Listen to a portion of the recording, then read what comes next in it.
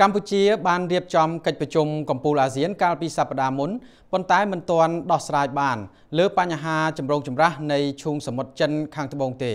លោកម៉ែនកំសែងនៃ VOA បានសម្ភាសជាមួយលោកផៃស៊ីផានរដ្ឋលេខាធិការនៃទីស្តីការគណៈរដ្ឋមន្ត្រីនិងជាអ្នកនាំពាក្យតាក់ទងទៅនឹងកិច្ចប្រជុំនេះហើយនឹងទស្សនៈរបស់កម្ពុជាទៅលើការចូលរួមពាក់ព័ន្ធរបស់សហរដ្ឋអាមេរិកក្នុងតំបន់អាស៊ានសូមលោកអ្នកអញ្ជើញទស្សនាបទសម្ភាសន៍នេះដូចតទៅជំរាបសួរលោកផៃស៊ីផានអ្នកនាំពាក្យនិងជារដ្ឋលេខាធិការនៃទីស្តីការគណៈរដ្ឋមន្ត្រីបាទសូមជំរាបសួរបាទប្រទេសកម្ពុជាទើបតែរៀបចំកិច្ចប្រជុំកំពូលរបស់អាស៊ានបញ្ចប់ទៅកាលពីសប្តាហ៍មុនខ្ញុំដឹងថាមានកិច្ចការច្រើនដែលប្រទេសកម្ពុជាបានរៀបចំនេះតើលោកអាចបញ្ជាក់នៅចំណុចធំមួយចំនួនថាតើអ្វីខ្លះដែលកម្ពុជាសម្រេចបានក្នុងអំឡុងពេលនៃការរៀបចំកិច្ចប្រជុំកំពូលអាស៊ាននេះទេបាទជំរាបដែរសួរ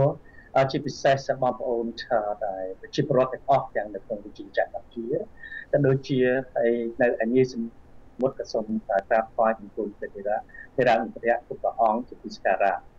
នៅក្នុងថ្មីនេះរាជាណាចក្រកម្ពុជាក្រុមការដឹកនាំរបស់សម្ដេចព្រះមហាក្សត្រព្រះតេជោហ៊ុនសែនកម្ពុជាបានទទួលនូវកិត្តិយសដ៏ខ្ពស់មួយក្នុងការជាប្រធាននៃការប្រជុំរបស់អាស៊ានឬក៏សមាគមរបស់ប្រជាជាតិអាស៊ានទាំង10ប្រទេសនៅក្នុងការប្រជុំនេះគឺបានទទួលទៅនៅជោគជ័យដ៏ប្រចាំដែលជាមោទនភាពរបស់ខ្មែរយើងទាំងអស់គ្នាមិនថានៅក្នុងស្រុកក៏ដូចជានៅក្រៅស្រុកគឺយើងបានបំពេញនៅអ្វីដែលគេហៅថាឯកសារជាទុបកោដែលបានចុះហត្ថលេខាចំនួន4គឺមួយនោះគឺសេចក្តីប្រកាសរបៀបវិរៈភ្នំពេញស្តីពីកិច្ចការកសាងសមាគមអាស៊ានសហគមន៍អាស៊ាននៅក្នុងចំណុចនេះខ្ញុំចង់ជម្រាបជូនថាអាស៊ានហ្នឹងគឺអាយុបានតាំងពីនេះគឺថាអាយុនឹងបាន45ឆ្នាំកន្លងមកហើយ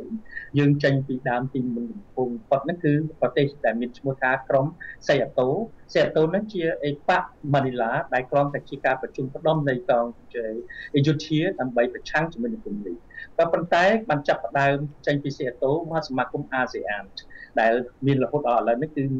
មានអាយុ45ឆ្នាំដែលសមាគមរបស់អាស៊ានដែលមានប្រជាជាតិទាំង10ហើយឥឡូវនេះយើងកំពុងតែរៀបចំឲ្យខ្លួនយើងខ្លាយទៅជាសហគមន៍នៅក្នុងនៃសហគមន៍នេះគឺយើងរៀបចំឲ្យមានប្លុកវិសេដ្ឋកិច្ចអាស្រ័យហេតុដូច្នេះហើយបាននៅក្នុងរបៀបវិរៈ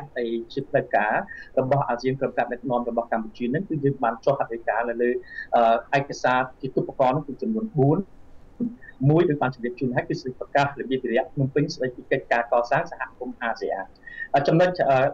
ឯកសារទី2ក៏បានចុះហត្ថលេខាទៅលើសេចក្តីប្រកាសភ្នំពេញស្តីពីសហគមន៍អាស៊ានគឺឈរនៅលើសហគមន៍តែមួយនិងអនាគតតែមួយនៅក្នុងលិខិតទុបកោទី3គឺយើងបានចុះហត្ថលេខាលើសេចក្តីប្រកាសរបស់ដែលអ្នកប្រទេសអាស៊ានស្ដីពីសហគមន៍អាស៊ានដែលប្រឆាំងនឹងគ្រឿងញៀនឬក៏បំបត្តិគ្រឿងញៀនឲ្យអស់ទៅក្នុងឆ្នាំ2015ខាងមុខនេះហើយចំណុចទី4ហ្នឹងគឺយើងបានចុះហត្ថលេខាលើលិខិតទុបកោមួយទៀតហ្នឹងគឺនិន្នាការនៃពិភពលោកស្ដីអំពីក្រុមនៃអ្វីដែលគេហៅថានិន្នាការយមកដាលនៃពិភពលោកដូច្នេះឯកសារទុបកោទាំង4នេះបានចុះហត្ថលេខាបានឯកភាពគ្នាបានវាតម្លៃខ្ពស់នៅក្នុងការងារដែលយើងធ្វើអាចដាច់ដោយឡែកនៅប្រជុំដែលអ្វីដែលយើងចង់ជម្រាបជូនហ្នឹងគឺដាច់ដោយឡែកហ្នឹងយើងបានប្រជុំអំពីបញ្ហានៅក្នុងតំបន់ដែលបានពីលើកយកបញ្ហាសមុទ្រខាងត្បូងយកមកពិភាក្សាគ្នាដើម្បីរៀបចំធ្វើយ៉ាងដូចនេះដើម្បីឲ្យបានទៅជាការពង្រៀងឯកសារដែលអ្វីដែលគេហៅថា Code of Conduct ហ្នឹងក្នុងការអនុវត្តឬទៅក្នុងការអនុម័តនៅក្នុងមុនខែកក្កដាឆ្នាំនេះដើម្បីទុកជូនទៅដល់អ្វីដែលជាក្រសួងរដ្ឋមន្ត្រីការបរទេសក្នុងការអនុម័តដើម្បីយកជាលិខិតទុបកោមួយដើម្បីជជែកគ្នាជាមួយនឹងប្រទេសចិនដែលជាភាគីពាក់ព័ន្ធជាមួយនឹងប្រជាជាតិដែលនៅជាសមាជិកនៃអាស៊ានគឺមានប្រទេសវៀតណាមប្រទេសហ្វីលីពីនមានប្រទេសម៉ាឡេស៊ីក៏ដូចជាប្រទេសប្រ៊ុយណេនេះឯងបាទតើតើជាមួយនឹងបញ្ហាសមុទ្រចិនខាងត្បូងនេះក្នុងឋានៈជាប្រធានអាស៊ានប្រទេសកម្ពុជាគឺដឹកនាំសមាគមផង ទន្ទឹមនឹងនោះគឺដូចលោកមានប្រសាសន៍អញ្ចឹងប្រទេសដែលជាសមាជិកដូចជាប្រទេសវៀតណាមហ្នឹងគឺគាត់មានបញ្ហានៅក្នុងសមុទ្រហ្នឹង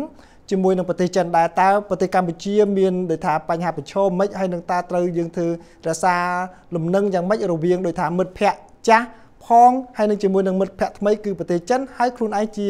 ប្រធានអាស៊ានទៀតនោះបាទអានេះជាចំណុចរបស់សាធារណជនក៏ដូចជាបណ្ដាសារព័ត៌មានមួយចំនួនធំហើយយើងដឹងហើយថានៅក្នុងវិបត្តិឈូងសមុទ្រចិនខាងត្បូងហ្នឹងគឺយើងបានប្រជុំ4ដងហើយនៅក្នុងសាច់រឿងហ្នឹងគឺប្រជុំលើកទី1គឺបានធ្វើឡើងគឺនៅទីក្រុងបាលីឥណ្ឌូនេស៊ីនៅកាលពីខែវិច្ឆិកាក្នុងឆ្នាំ2011ហើយប្រជុំលើកទី2ហ្នឹងគឺប្រជុំនៅសៀមរាបកាលពីថ្ងៃទី9មករាឆ្នាំ2012ប្រជុំលើកទី3នេះគឺប្រជុំនៅហាណូយកាលពីថ្ងៃទី28កុម្ភៈឆ្នាំ2012ហើយប្រជុំលើកទី4របស់យើងនេះគឺបានធ្វើនៅភ្នំពេញកាលពីថ្ងៃ30មីនាកន្លងទៅហើយឥឡូវនេះកំពុងតែប្រជុំលើកទី5នេះគឺប្រជុំនៅកាឡាឡំពូដែលចាប់ផ្ដើមតាំងពីថ្ងៃទី10មេសាកន្លងមកនេះដូច្នេះមិនមែនជាបញ្ហាថ្មីសម្រាប់យើងទាំងអស់គ្នាទេយើងទាំងអស់គ្នាបានសេចក្តីថាជាសមាគមអាស៊ានឬក៏ដូចជាកម្ពុជាទេហើយកម្ពុជាដោយសារកម្ពុជានៅពេលនេះគឺយើងស្ថិតជាអ្នកប្រធាននៃការដឹកនាំអង្គប្រជុំដូច្នេះសូមជម្រាបជូនថារបបដែលយើងអនុវត្តជាមួយនឹងសមាគមអាស៊ានគឺថារបប contentious តែគ្មានអ្នកណាមួយនឹងអាចបញ្ចេញយោបល់តែឯងឬតែពី3នាក់នៅក្នុង block របស់សមាគមអាស៊ានទេគឺតែ contentious ដូច្នេះហើយបានយើងឃើញមានដំណាក់កាលប្រជុំ5ដងហើយនិយាយថារកបែបណាដើម្បីតាក់តែងនៅអ្វីដែលជាចំណុចរួមដើម្បីconsensus គ្នាដើម្បីយកទៅពិភាក្សាជាមួយនឹងប្រទេសចិនហើយដូច្នេះកម្ពុជានៅក្នុងទូនីតិខ្លួនជាប្រធានរបស់សមាគមរបស់អាស៊ាននៅពេលនេះហ្នឹងគឺយើងបានរក្សានៅការជជែកគ្នាគឺយើងត្រូវគ្រប់គ្រងនៅវិបត្តិកុំឲ្យខ្លាយវិបត្តិខ្លាយទៅជាប្រឈមអាវុធរវាងនឹងប្រទេសចិនជាមួយនឹងប្រទេសដែលពាក់ព័ន្ធនៅដែលជាសមាជិកនៃប្រជាជាតិអាស៊ានរបស់យើងសមាគមអាស៊ានរបស់យើងហ្នឹងអានេះហើយជាការងាររបស់កម្ពុជាឥឡូវនេះខ្ញុំសូមជម្រាបជូនដើម្បីឲ្យបច្ចុប្បន្នភាពការអាប់ដេតតិចហ្នឹងគឺថានៅកន្លងអំពូលហ្នឹងគឺបានប្រជុំតាំងពីថ្ងៃទី10មេសាជាកន្លងមកហើយដើម្បីធ្វើយ៉ាងដូចម្តេចដើម្បីបញ្ចប់ដើម្បីព្យាយាមដើម្បីបញ្ចប់របស់ដែល text ឬក៏ឯកសារទាំងដែលផ្ញើដោយឯកសារទាំង4ដែលផ្ញើដោយប្រទេសឥណ្ឌូនេស៊ីដែលផ្ញើដោយទី2ឯកសារមកពីប្រទេសវៀតណាមទី3គឺមកពីប្រទេសហ្វីលីពីនហើយនឹងតែរបស់ថៃឡង់ដូច្នេះរឿងអ្វីដែលជាវិបត្តិនៅឈូងសមុទ្រចិនខាងត្បូងហ្នឹងកំពុងតែរិះរកពាក្យដែលជាកលឹះក្នុងការដាក់ការសំណូមពរទាំងអស់ហ្នឹងឲ្យដាក់ចូលមករួមទៀតដើម្បីយកអានេះទៅជា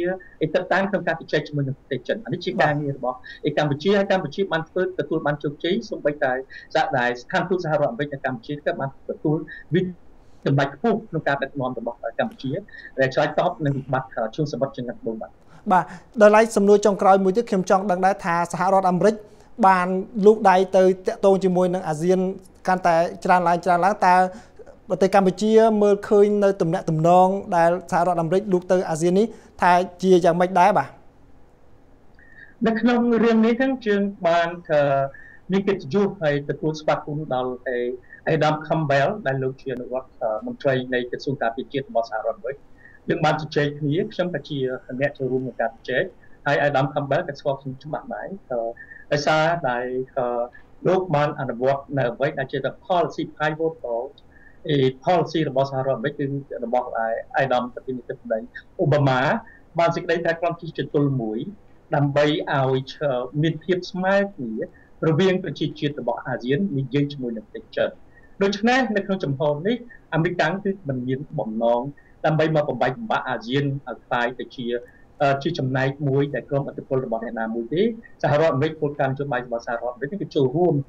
សហការជាមួយនឹងអាស៊ានដើម្បីជជែកគ្នាជាមួយនឹងប្រទេសចិនគឺមិនមែន interfere ទេគឺមិនមែនលូកដៃទេនេះគឺសម្ដីរបស់Adam Campbellដែលលោកបានលើកសារនៅក្នុងសាររឿងហ្នឹងនៅក្នុងទស្សនវិជ្ជាទី2កម្ពុជាជាមិត្តដ៏ល្អមិត្តប្រវត្តិសាស្ត្រមិត្តជិតស្និទ្ធដែលទទួលបាននៅការទុកចិត្តហើយនឹងទទួលឲ្យបានគេថា confidence ហើយនឹង trust ហ្នឹងទទួលមានជំនឿហើយនឹងការទុកចិត្តរវាងកម្ពុជាហ្នឹងកម្ពុជាខ្លាយទៅជា mediators ជាអ្នកសម្របសម្រួល រវាងអាស៊ានជាមួយនឹងមហាមិត្តចិនហ្នឹងក្នុងការជជែកគ្នាដោះស្រាយដោយសន្តិវិធីប៉ុន្តែឃើញសហរដ្ឋអាមេរិកព្យាយាមដាក់កងកម្លាំងទ័ពនៅតំបន់ក្បែរអាស៊ានហ្នឹងគឺនៅប្រទេសអូស្ត្រាលីហ្នឹងតើអាស៊ានមើលឃើញថានេះជាការគម្រាមកំហែងខាងផ្នែកយោធារបស់អាមេរិកទេបាទឬក៏យ៉ាងម៉េចទៅវិញបាទយើងឃើញថាអានេះគ្រាន់តែគេចាបង្ហាញសាច់ដុំរបស់សហរដ្ឋអាមេរិកដើម្បីគ្រប់គ្រងនៅអ្វីដែលលោកជំទាវClinton ដែលលោកថាលោកនឹងប្រឡប់មកតំបន់អាស៊ីប៉ាស៊ីហ្វិកវិញដូច្នេះកាលណាយើងនិយាយពីតំបន់អាស៊ីប៉ាស៊ីហ្វិកមិនមែនតែនៅក្នុងក្រុមblock របស់អាស៊ានដែលជា block មានទិសដៅទៅរកសេដ្ឋកិច្ចអាស្រ័យហេតុដូច្នេះអ្វីដែលជាផលប្រយោជន៍របស់អាស៊ានគឺផលប្រយោជន៍ឆ្លើយទាំងពីរគឺយើងមានអ្វីដែលថារើសអើងជាមួយសហរដ្ឋអាមេរិកទោះបីជាសហរដ្ឋអាមេរិកជួបនឹងវិបត្តិហិរញ្ញវត្ថុយ៉ាងណាក៏ដោយប៉ុន្តែសហរដ្ឋអាមេរិកនៅជាមិត្តល្អសម្រាប់អាស៊ានក៏ដូចជាប្រទេសចិនដែរដូច្នេះយើងចង់ឃើញប្រទេសចិនអាស៊ានទាំងអស់គ្នាបានមុំមកគ្នាយើងចង់ឃើញប្រទេសចិនជាមួយនឹងសហរដ្ឋអាមេរិកហ្នឹងគឺជាដៃគូមួយក្នុងការពង្រឹងស្ថិរភាពនៅក្នុងអាស៊ានដូចជានយោបាយគេថាផាញ់វត្តឬក៏ជាតម្រមួយរបស់សហរដ្ឋអាមេរិកដើម្បីធ្វើឲ្យមានតុល្យភាពទាំងការជជែកគ្នាភាពស្មើដៃគូគ្នារវាងអាស៊ានប្លុកសេដ្ឋកិច្ចដែលយើងនឹងបានទទួលបានជាសហគមន៍នៅឆ្នាំ2015ជាមួយនឹងដៃគូអភិវឌ្ឍរបស់យើងនឹងគឺជាប្រទេសចិនក៏ដូចជាដៃគូនៅក្នុងពាណិជ្ជកម្មជាមួយនឹងសហរដ្ឋអាមេរិកក៏ដូចជាប្រទេសដែលសហគមន៍អឺរ៉ុបអានេះមិនមានអ្វីដោយកាលពីចំនួនអ្វីដែលគេហៅភូមិសាស្ត្រនយោបាយឬក៏ geopolitics កាលចំនួនមុនចំនួនឆ្នាំ60ឬតាមរយៈសៃអាតូឬក៏ចំនួនបន្ទាប់ពី60រហូតដល់75នៅក្នុងចំនួនដែលសហរដ្ឋអាមេរិកដើរចេញពីអាស៊ីនោះទេគឺថាសហរដ្ឋចូលមកដល់ទីនេះគឺគ្រាន់តែធ្វើឲ្យមានពង្រឹងបន្ថែមទៀតនៅស្ថិរភាពនៃសន្តិសុខសម្រាប់ bloc អាស៊ានដែលអាចនិយាយស្មើពីគ្នាជាមួយនឹងប្រទេសចិនជាមិត្តនៅក្នុងការកសាងសហគមន៍អាស៊ានឲ្យជាសហគមន៍ bloc សេដ្ឋកិច្ចមួយក៏ដូចជាចិនបានចូលរួមជាមួយនឹងអាមេរិកដែលមានប្រទេសប្រេស៊ីលប្រទេសរុស្ស៊ីប្រទេសចិនខ្លួនឯងហើយនិងប្រទេសដែល South Africa ដូច្នេះឥឡូវនេះជានិន្នាការ block សេដ្ឋកិច្ចដូចជាសហគមន៍អឺរ៉ុបដូច្នេះយើងមិនមើលឃើញថាសហរដ្ឋអាមេរិកជាដៃគូក្នុងការបង្កើតនៅអ្វីដែលជាភូមិសាស្ត្រនយោបាយឬក៏ជាផលតិចទេនៅពេលនេះគឺគ្រាន់តែជាភូមិសាស្ត្រសេដ្ឋកិច្ចដែលសហរដ្ឋអាមេរិកចូលរួមជាមួយគ្នាដែរបាទសូមអរគុណលោកផៃស៊ីផានច្រើនដែលបានចំណាយពេលផ្ដល់បទសម្ភាសន៍តាមរយៈប្រព័ន្ធ Skype ជាមួយនឹង VOA បាទសូមជម្រាបលាបាទសូមអរគុណសូមជូនពរសម្រាប់ចូលឆ្នាំថ្មីនេះដល់ជនទាំងអស់គ្នាបាទសូមអរគុណ